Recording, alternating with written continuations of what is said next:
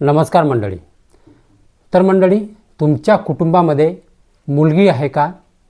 3 वर्षाची, लहानची छोटीशी समजा 3 वर्षाची मुलगी असेल तर आजचा जो व्हिडिओ आहे खास तुमच्यासाठी. कारण तिला जे आहे 1,01,000 रुपये मिळणार आहेत. ठीक आहे. मला पण मुलगी आहे, पण ती 5 वर्षाची आहे. ज्या मुलीचा जन्म 2023 झाला असेल आणि ती मुलगी तुमच्या कुटुंबामध्ये असेल, तुमच्याकडे असेल, तर आजचा जो व्हिडिओ आहे खास तुमच्यासाठी आहे. व्हिडिओ शेवटपर्यंत नक्की बघा.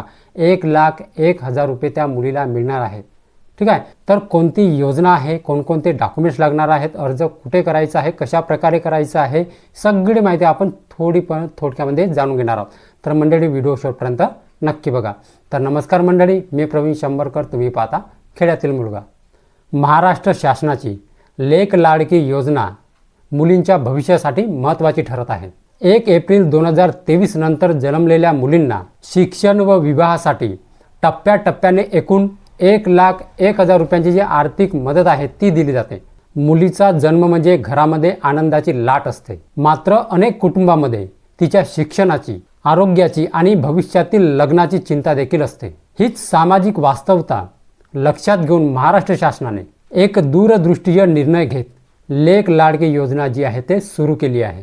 ही योजना केवळ आर्थिक मदतीपुरतीच मर्यादित नसून मुलींच्या शिक्षणाला चालना देणे, बालविवाह रोखणे आणि समाजातील मुलींबाबत सकारात्मक दृष्टिकोन निर्माण करणे हा या योजनेचा मुख्य उद्देश आहे. पूर्वीची माझी कन्या भाग्यश्री योजना बंद करून व्यापक आणि फायदेशीर स्वरूपामध्ये 1 एप्रिल 2023 पासून ही लेक लाडकी योजना जी आहे ते लागू करण्यात आली आहे. या योजनेअंतर्गत पात्र मुलींना जन्मापासून ते 18 वर्ष पूर्ण होईपर्यंत टप्प्याटप्प्याने एकूण 1,01,000 रुपये देण्यात येणार आहेत. ही जी रक्कम आहे थेट बँक खात्यामध्ये जमा केली जात असल्याने जी पारदर्शकता आहे ती राखली जाते. या लेक लाडकी योजनेतील जी आर्थिक मदत आहे एक रकमी न देता मुलीच्या शिक्षणाच्या टप्प्यानुसार देण्यात येते, जेणेकरून पालकांनी जे मुलीचे शिक्षण आहे ते अर्धवट सोडू नये. तर मुलगी जन्मानंतर 5,000 रुपये, ती मुलगी पहिलीमध्ये प्रवेश घेतल्यानंतर 6,000 रुपये मिळतात,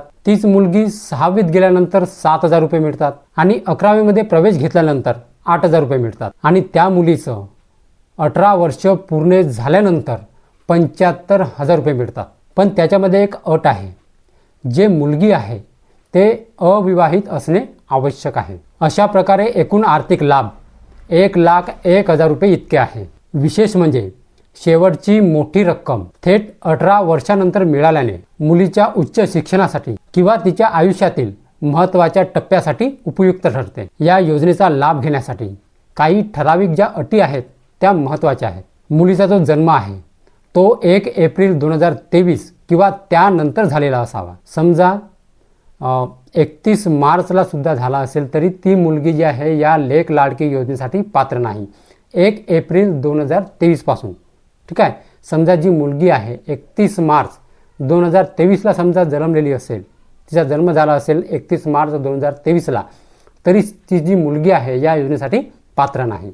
1 एप्रिल 2023 किंवा त्याहून जास्त म्हणजे त्याहून अधिक तारखेला समजा जन्मली असेल, 1 एप्रिलच्या नंतर समजा तिचा जन्म झाला असेल, तर ती मुलगी या योजनेसाठी पात्र आहे. जे मुलीचे कुटुंब आहे ते कायमस्वरूपी महाराष्ट्र राज्याचे रहिवासी असणे आवश्यक आहे. त्या कुटुंबाकडे पिवळे किंवा केशरी रेशन कार्ड असणे आवश्यक आहे. कुटुंबाचे जे वार्षिक उत्पन्न आहे ते 1,00,000 रुपयापेक्षा जास्त नसावे.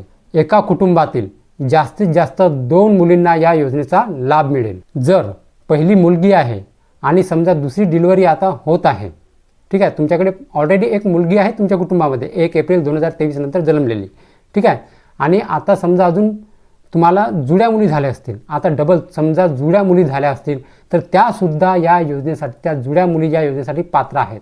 म्हणजे तुमच्या कुटुंबामध्ये 3 मुली झाल्या, एक मुलगी आणि दुसऱ्या जुळ्या मुली पुन्हा झाल्या, तर ते जुळ्या मुली ज्या आहे या योजनेसाठी पात्र आहे. समजा जुळ्या मुली जर झाल्या असतील तर, ठीक आहे, आणि समजा तुम्हाला तीन मुली असतील, एक जुळ्या मुली नसतील झाल्या, तर ती जी तिसरी मुलगी आहे या योजनेसाठी पात्र नाही. म्हणजे माझ्या म्हणण्याचा उद्देश म्हणजे दुसऱ्या प्रसूतीवेळी समजा जुळ्या मुली झाल्या असतील तर त्या दोन्हीही मुली या योजनेसाठी पात्र ठरतात.